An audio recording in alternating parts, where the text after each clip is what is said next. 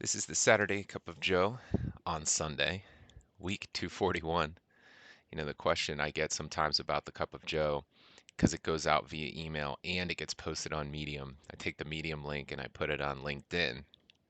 As a result, the question I get is week 241, what's that mean? Where did this thing come from? Like, what are you doing? And so, real quick, from last week, that was my first week posting a video. This week, I thought I would try a video all the way through and I got my cup of Joe here with me, so that makes it, I think, official, even though it's instead of writing it on a Friday and posting it on a Saturday, I'm posting it on a Sunday. So hopefully, having the cup of Joe makes up for the day. But it is about Detroit because that's how it started. When I moved from New England to Detroit, which I've got my map here, just again to make that part official. I I started getting a bunch of emails on that very first week. What's it like in Detroit? What's your new job like? What's Quicken Loans like? I moved here for that role, for a position at Quicken Loans. And I decided to take all those emails, all those questions, put them as a blind copy, and send back kind of a quick, here's what I saw, here's what I thought about, here's what I learned this week in Detroit. And it went really well. People started forwarding it around. Week two, I got 10 or so more folks. Within the first 2 weeks, there's like maybe 40 email addresses of just here's what the experience was like in Detroit. And then at the time, I was living two buildings away from my best friend, Brad, my college roommate, best friend, and he said, "Don't commit to writing it every week. If you commit to writing it every week, you're really boxing yourself in. Just tell people you're going to write it like when you see interesting stuff." Well, of course, me being me, I knew I had to commit to every week or it wasn't going to happen, probably ever, or it'll trail off. And then, I see interesting stuff all the time, or so I think, right? Well, you be the judge. And so that was the origin of making sure that I had sent out some articles or something about Detroit. But over 241 weeks of being here in Detroit and celebrating the city and trying to think about housing and mortgages and innovation and technology and politics sometimes, it really has become about thinking differently or asking the right questions. And it hasn't been about drawing conclusions or trying to tell people how to think or trying to tell people how I think, but rather unlocking interesting ways of thinking about your team, about your company, about your city, my city, and what we can do about it. How we can get comfortable with change, make change, which changes are good and which aren't, and why innovation is important and why change is important. And so I think if I could sum up, the cup of Joe in that, this new video feature, just trying it out. Again, change. See if interacting that way usually takes about 10 or 11 minutes to read, according to Medium, maybe more or maybe less for some people who skip over certain things. If this is 10 or 11 minutes, is that too long? Because it's different? Because it's not reading? You still have your cup of Joe with you? I don't know.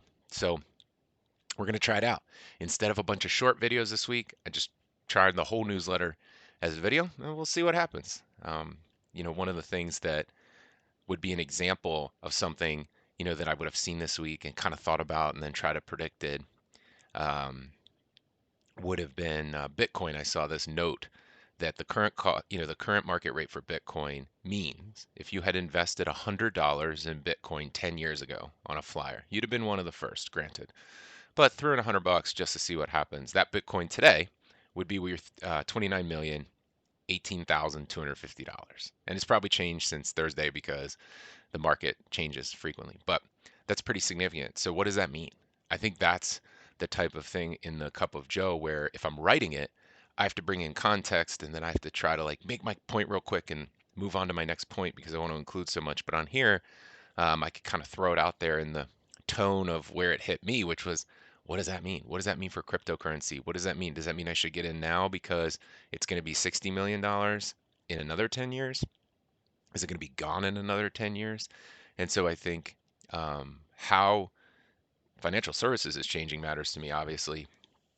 It matters to all of us, but how crypto is going to play into that should be a big thing. So Bitcoin up significantly from 10 years ago. Don't know what that means, but I'm putting it out there as an example of something that might be uh, a topic to just make you think and make you look at something a little differently than you would have otherwise. I think the other thing I like to highlight is answer well.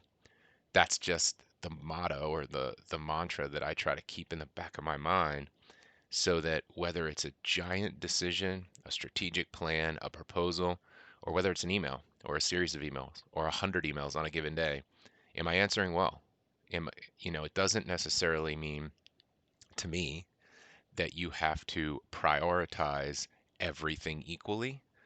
But what it does mean is when you have the opportunity to respond, devote all of your attention in that moment to the response. So that whether it's the CEO of the company, an intern, anyone in between, you're not dismissive, assumptive, or speculative when you could be taking a moment, being certain, or offering as much value as possible, even when things are uncertain, in that moment.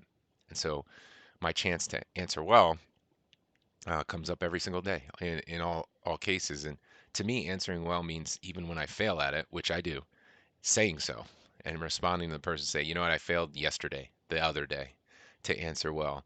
And so I want to tell you that, and hopefully I can win back your trust or do something to make it up for you. But for the most part, it's about devoting your attention in that moment to the best possible answer. And so when I kind of put those together, thinking differently, asking the right questions, answer well, they come together in my mind in a very nice kind of philosophy and a nice approach, whether it's leading a team, leading a company, thinking about helping startups, or trying to get policy through in housing and financial services. It's, how can I think about this? How can I add value? But how can I still achieve big things, innovation, change that I mentioned earlier? So this week, one of the things I was thinking differently about and seeing a lot of progress was something called ESG investment or ESG ratings. And ESG stands for environmental social governance. That's something I've written about in the Cup of Joe in the last few months. And it really is the rating, the framework, the assessment of a company in those categories. What's your company doing about the environment you create, the environment you invest in some cases of manufacturing companies or product companies, your literal product in the world and your manufacturing product in the world. Climate change, carbon footprint. In some cases, it's about the environment you create for your team in an office building. How efficient is your office building? How efficient is your team?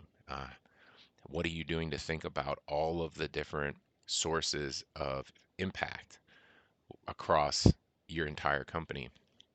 But the way it's changing is less.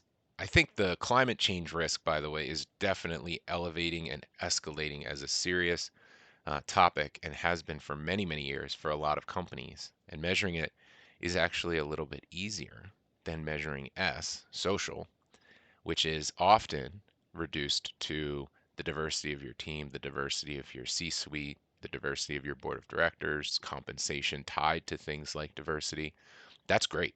And when I say reduced to, I mean that's a huge step for companies, public companies, boards of directors, corporate America. It's a huge step.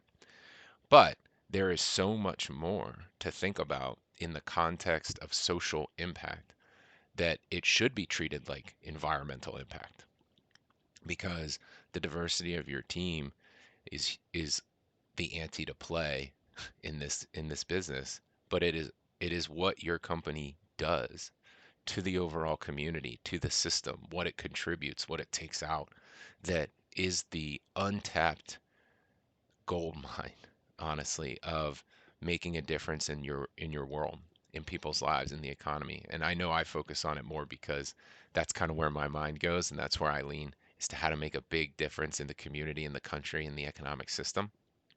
But I think that with a little bit more structure and modeling around social impact, something like housing and mortgage could be a huge, huge game changer in social impact.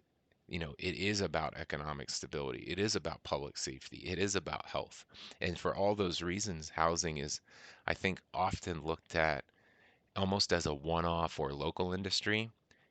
Each house is uniquely different, and the market is changing rapidly, and each market is unique to a geography or a region. And because of that, there's less of an interest or an ability to see housing as infrastructure, see housing as interlocking um, dependencies on the overall economic development of a community, the overall economic wealth of a community. And we've been talking a lot about that this year because of the renewed emphasis, the highlighting of racial inequities and the need for social justice and racial justice in our economic system, in our public safety and criminal justice system, in our housing.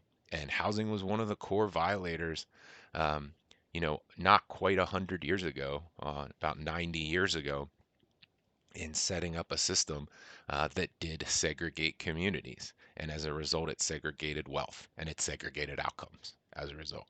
And so ESG is not the silver bullet. There's no silver bullet in fair housing. There's no silver bullet in closing the wealth gap between races and ethnicities in this country. But what it does do is it gives us a new way of attacking an old problem.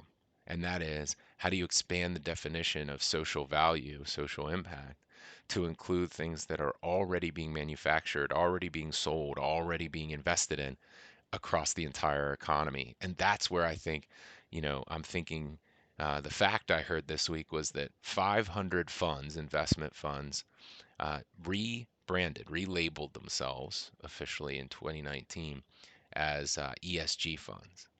So just since the fourth quarter of 2019, 500 more funds that are buying mortgages, buying investments all day, every day, are now saying I'm specifically an ESG fund and attracting capital to then deploy it in one of these categories.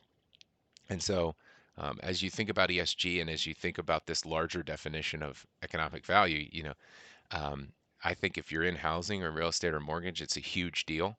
And we need to be very, very sensitive and open minded about the conversation in the coming years about how we can make a change, a really big change, and what vehicles exist to do that. The other example that I like to think about when I'm thinking about the cup of Joe or when I'm trying to develop, what's going to be interesting to you this week and what was interesting to me in the past week was also just how decisions get made. I mean, everything I just described, there's policy implications, there's public relations implications, there's financial implications, there's the time, effort, and energy to change people's minds about how they invest and what it's called and how you measure it, how you know it's working over time, success metrics.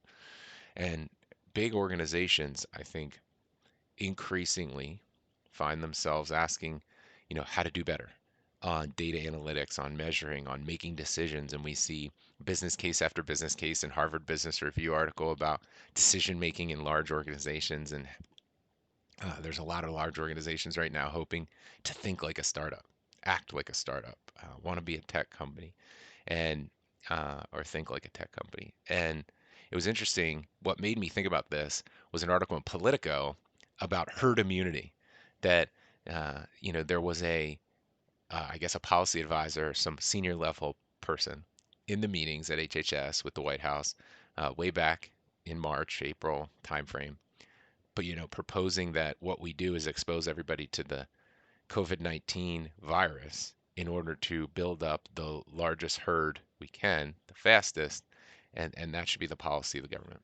And it comes with some pretty terrible outcomes. And so I don't know if the article was intending to be clickbaity in terms of trying to make you click on it to like, oh, isn't this crazy how this person, isn't this awful how this person, suggested this and what it might cost in lives and what it might cost in other ways versus where we are today and trying to show those two hypothetical outcome versus what actually happened.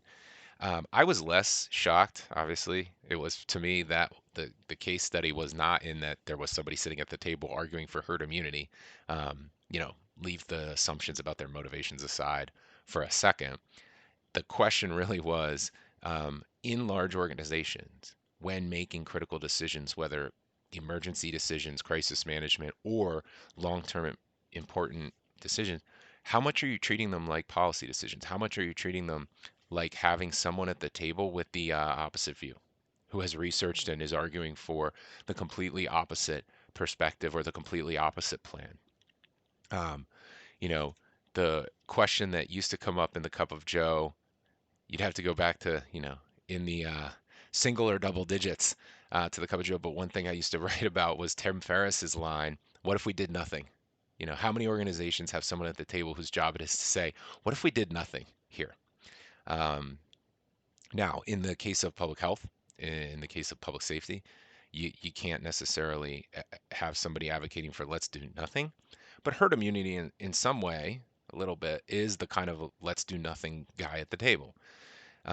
So I put aside that article. It wasn't that important, the specifics to me, because there was so much dysfunction in that way that decision was making. You cannot look at this this administration and talk about decision making, um, except to say when it's unilateral, it's problematic.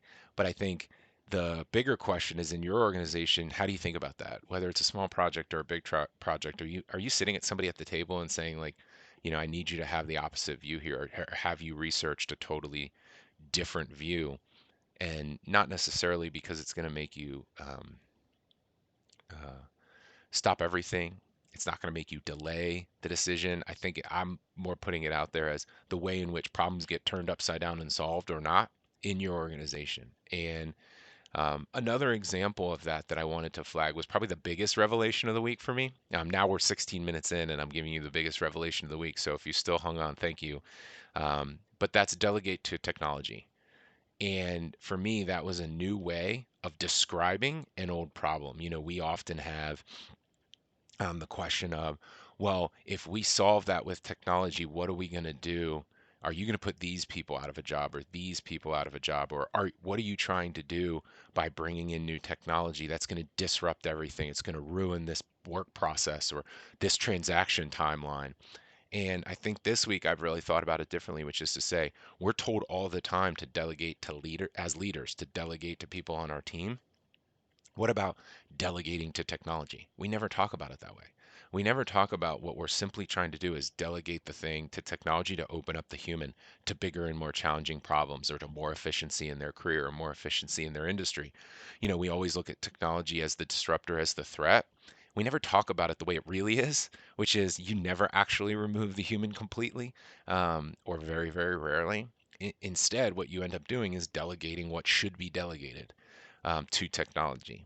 And the more we get each level of the organization delegating to technology the same exact way you're being told as a leader to delegate to your team to open your time up, you should be delegating to technology. And we should all be thinking of ways our industries and our companies can delegate to technology, to achieve our goals. And that's what I had this week, um, with the cup of Joe. Bitcoin got me thinking a little bit differently. The feedback I got on last week's video made me want to do this completely as a video.